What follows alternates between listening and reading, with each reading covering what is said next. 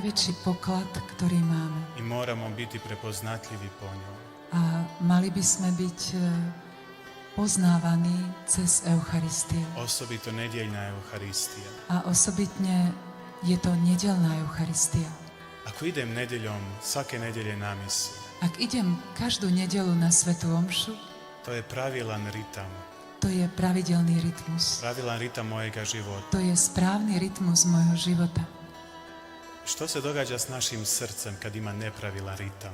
Čo sa deje s našim srdcom, keď máme nepravidelný rytmus? Kažemo aritmija. Hovoríme arytmia I svi se bojimo toga. a všetci sa toho bojíme, Jer želimo da naše srce kuca u pravilnom ritmu. pretože chceme, aby naše srdce toľko správne, správnym rytmom. To nam donosi zdravlje. A to nám prináša zdravie. U konačnici to nam donosi život. A napokon toto nám dáva život. Tako je i s nedjeljnim ritmom. A takto je to aj s nedeľným rytmom. Nedjeljni ritam nama u duhovnom smislu donosi zdravlje. Nedeľný rytmus nám v duchovnom zmysle prináša zdravie. Donosi nam život. Prináša nám život.